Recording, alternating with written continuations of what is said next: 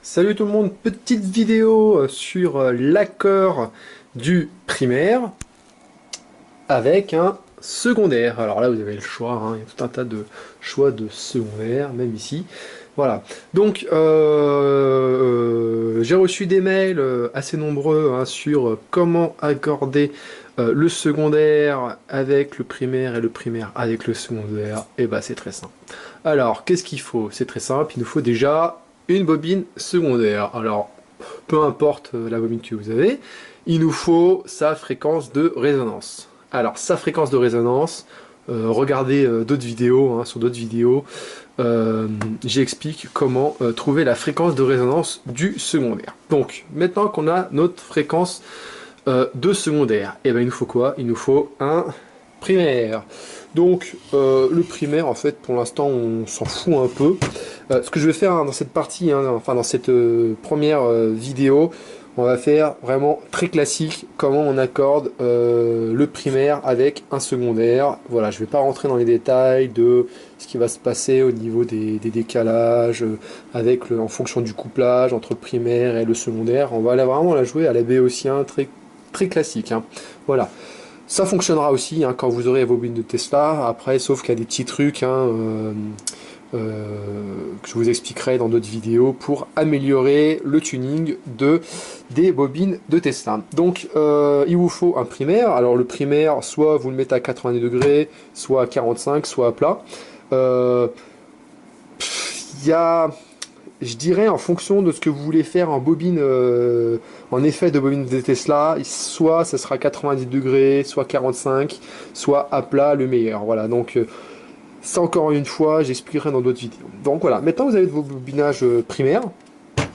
Hop, il vous faut quoi? Il vous faut un inductance mètre.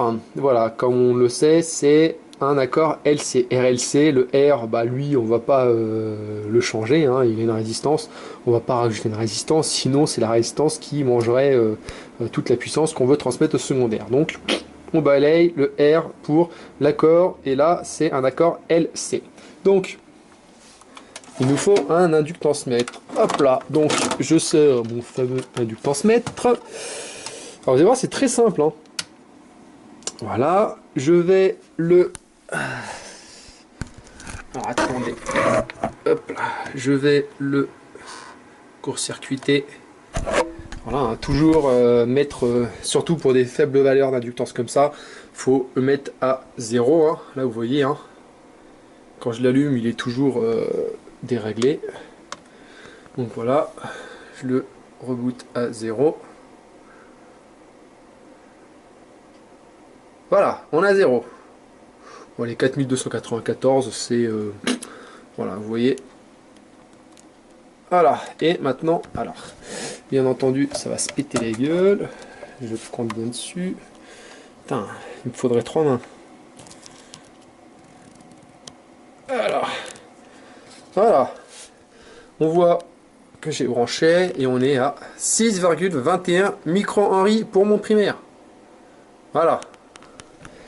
6,21. Alors, je vais débrancher. On a 6,21. Donc, on a quoi? On a le L. Il nous manque le C.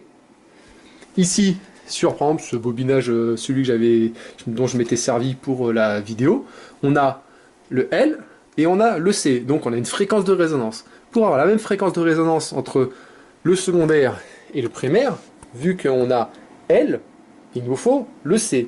On fait comment pour avoir la valeur de notre condensateur qu'on va mettre ici? Ben, c'est très simple.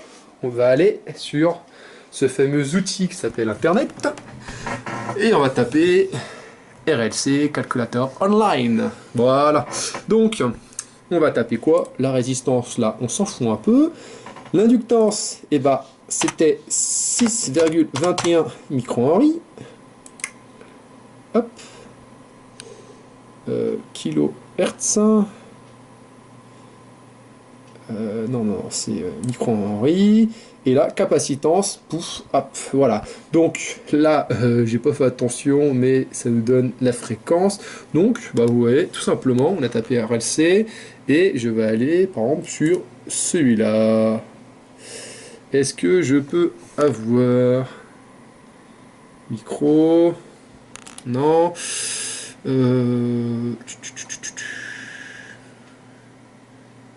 Alors, Resonant Frequency, je crois que c'est celle-ci, c'est bon. Ouais, voilà, c'est ça. Alors, qu'est-ce qu'on veut?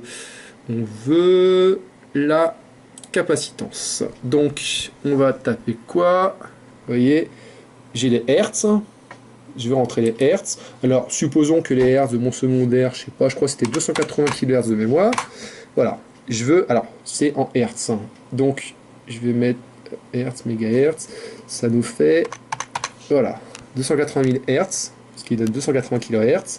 Et en Henry. Donc, là, on va être en micro-Henry. Ah, l'enfoiré. Il m'a changé le truc. 280 000 Hertz, micro-Henry.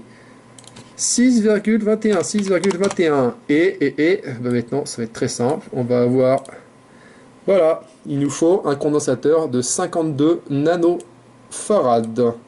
Voilà, donc vous avez vu, c'est simple. Hein. Avec l'inductance mètre, on a notre inductance. On a la fréquence de notre secondaire, 280 kHz. Et maintenant, on sait qu'on doit mettre un condensateur de 52 nanofarad pour que notre secondaire et notre primaire soient accordés. Tout simplement. C'est pas très compliqué. C'est juste ça à savoir. Voilà, donc petite vidéo assez courte. Hein. Et je passerai sur une prochaine vidéo où là par contre je rentrerai un peu plus dans les détails, ça sera un peu plus laborieux à comprendre. Le pourquoi du comment, la fonction du couplage par rapport pour arriver à la bonne fréquence.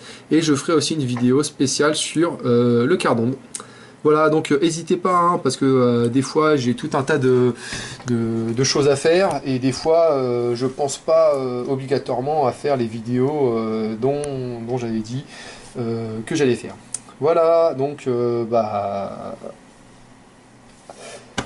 je vais pas la sortir, mais allez, si, à l'année prochaine. Ciao.